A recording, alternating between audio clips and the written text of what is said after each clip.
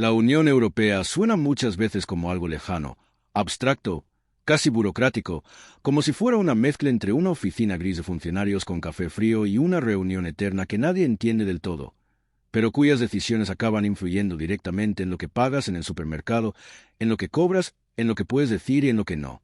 Y por eso este vídeo importa. Porque cuando Santiago Abascal destapa lo que, según él, nadie quiere decir sobre la Unión Europea, no está hablando solo de Bruselas, de Estrasburgo, de banderas azules con estrellas amarillas. Está hablando de poder, de soberanía, de dinero, de identidad y de quién decide realmente el rumbo de los países. Así que quédate hasta el final, porque aquí vamos a ir más allá del titular, con datos, contexto y sí, algún toque de humor irónico para no acabar todos mirando al techo. Y si este tipo de análisis te sirve para entender mejor lo que está pasando de verdad, suscríbete al canal ahora mismo, porque es la mejor forma de apoyar este contenido y no perderte los próximos vídeos. Abascal lleva tiempo manteniendo un discurso muy crítico con la Unión Europea, pero en los últimos meses ese discurso se ha endurecido, sobre todo, se ha concretado.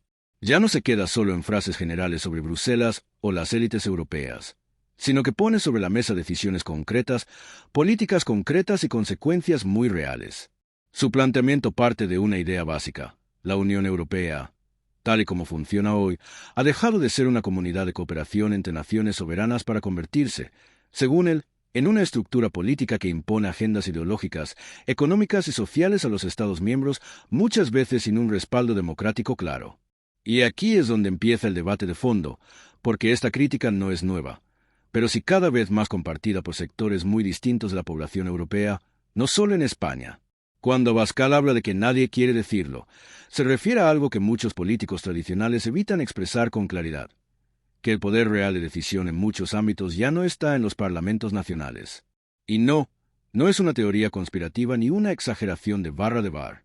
Basta con mirar cómo funcionan las directivas europeas, los reglamentos comunitarios o el papel de la Comisión Europea. Muchas leyes que afectan directamente a los ciudadanos españoles no nacen en el Congreso de los Diputados, sino en despachos europeos donde España es solo uno de los muchos actores y no siempre de los más influyentes. Un ejemplo claro es la política energética. En nombre de la transición ecológica, la Unión Europea ha impulsado medidas que han afectado de forma directa al precio de la electricidad, al cierre de determinadas industrias y al modo en que los países gestionan sus recursos.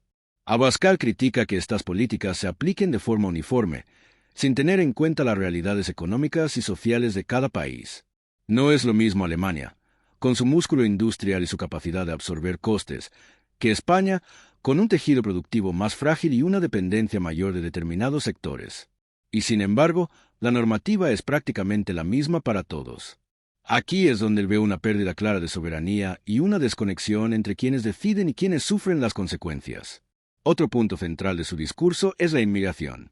La Unión Europea lleva años mostrando una enorme incapacidad para gestionar este fenómeno de manera eficaz y coordinada. Fronteras exteriores desbordadas, acuerdos fallidos, reparto de responsabilidades poco claro y una sensación constante de improvisación.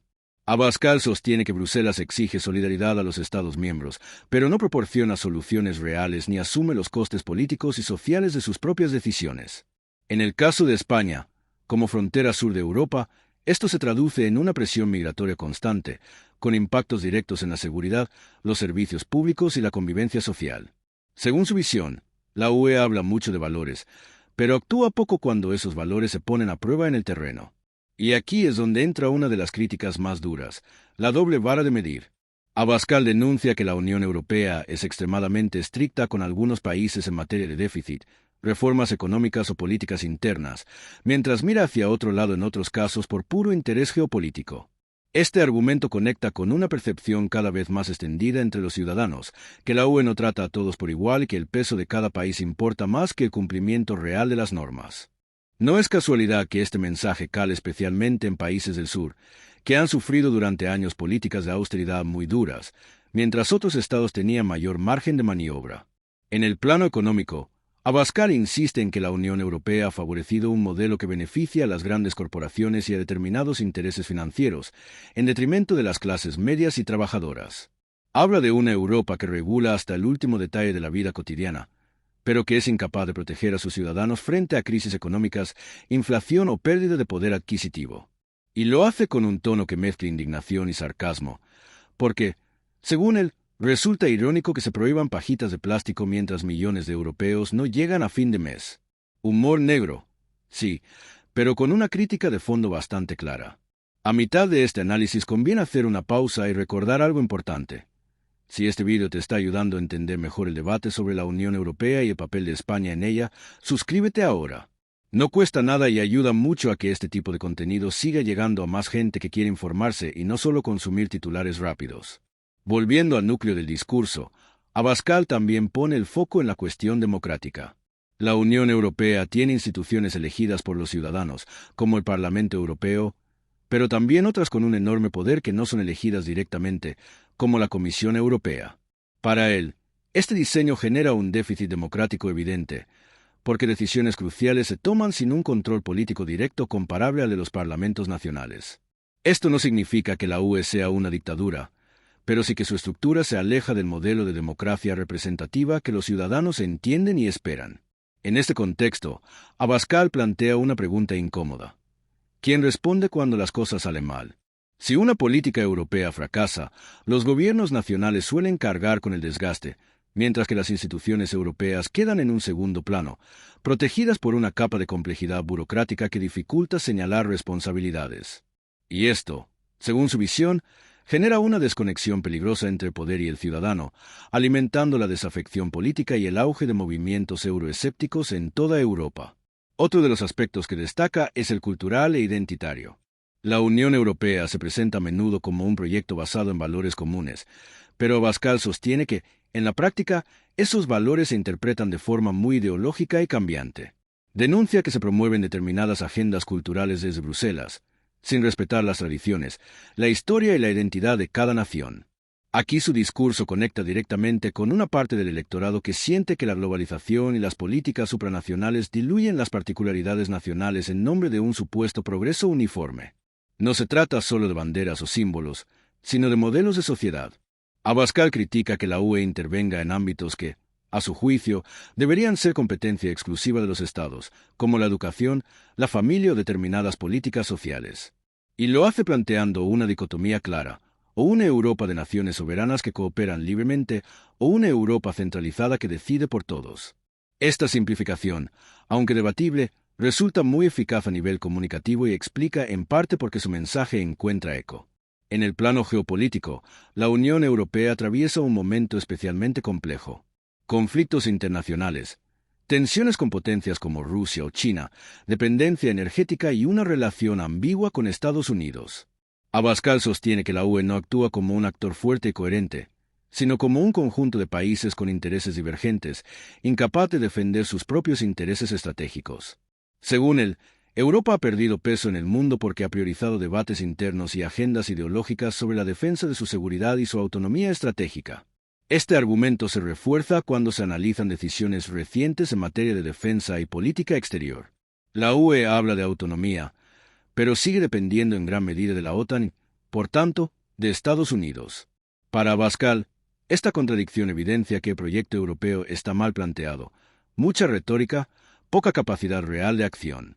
Y mientras tanto, los ciudadanos europeos asumen los costes de sanciones, crisis energéticas y tensiones internacionales que no siempre entienden ni comparten. El discurso de Abascal también incluye una advertencia sobre el futuro.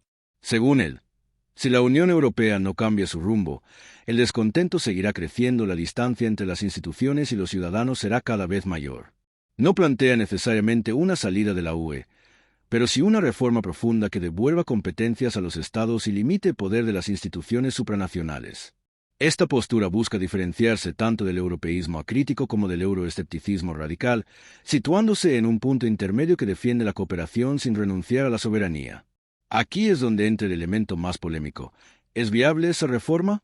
Los críticos de Abascal sostienen que su visión simplifica en exceso un entramado político y económico extremadamente complejo. Argumentan que, en un mundo globalizado, renunciar a estructuras supranacionales debilita a los países frente a grandes potencias y mercados. Abascal, por su parte, responde que precisamente esa globalización mal gestionada es la que ha dejado a muchos ciudadanos atrás y que recuperar control no significa aislarse, sino negociar desde una posición más fuerte. En medio de este debate hay un factor que no se puede ignorar: la percepción ciudadana. Cada vez más europeos sienten que la UE no les escucha, que decide sin contar con ellos y que impone soluciones que no siempre funcionan. Abascal capitaliza ese sentimiento, lo articula en un discurso claro y lo dirige contra un adversario difuso pero poderoso: Bruselas. Y aunque se le critique por simplificar o exagerar, lo cierto es que pone sobre la mesa preguntas que muchos políticos evitan responder. Llegados a este punto, merece la pena volver a recordar algo importante. Si quieres seguir este tipo de análisis en profundidad, con contexto y sin miedo a entrar en temas incómodos, suscríbete al canal. Es la mejor manera de no perderte los próximos vídeos y de formar parte de una comunidad que quiere entender la política, más allá de los eslóganes. El tono de Abascal combina denuncia y advertencia, pero también una apelación directa al ciudadano.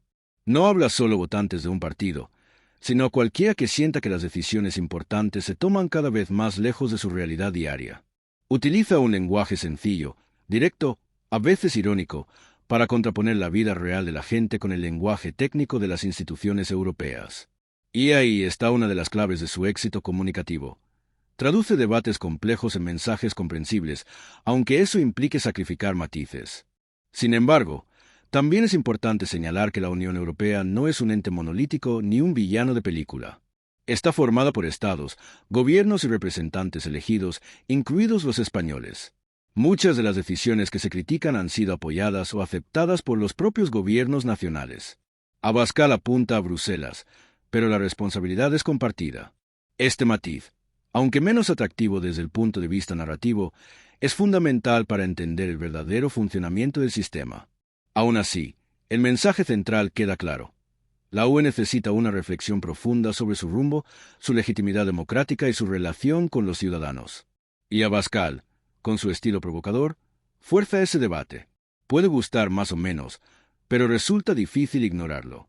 Su discurso conecta con una sensación extendida de cansancio, de hartazgo y de desconfianza hacia las élites políticas, tanto nacionales como europeas. En el tramo final de este análisis, la pregunta no es solo qué dice Abascal sobre la Unión Europea, sino por qué ese mensaje encuentra eco. Y la respuesta tiene que ver con una combinación de factores: crisis económicas, pérdida de confianza en las instituciones, cambios sociales acelerados y una sensación generalizada de falta de control. La UE, como proyecto, nació para garantizar paz y prosperidad, pero hoy muchos ciudadanos sienten que esos objetivos se han diluido entre normativas, discursos y conflictos internos. Abascal destapa, en definitiva, una incomodidad que estaba ahí desde hace tiempo. Lo hace con un tono duro, a veces exagerado, pero eficaz. Pone palabras a un malestar y lo convierte en un relato político claro. Eso no significa que tenga todas las respuestas ni que su diagnóstico sea incuestionable, pero sí que obliga a replantear preguntas fundamentales sobre el futuro de Europa y el papel de España en ella. Y ahora te toca a ti. Si este análisis te ha parecido útil, si te ha ayudado a entender mejor el debate y a formarte tu propia opinión, suscríbete al canal, deja tu comentario y participa en la conversación.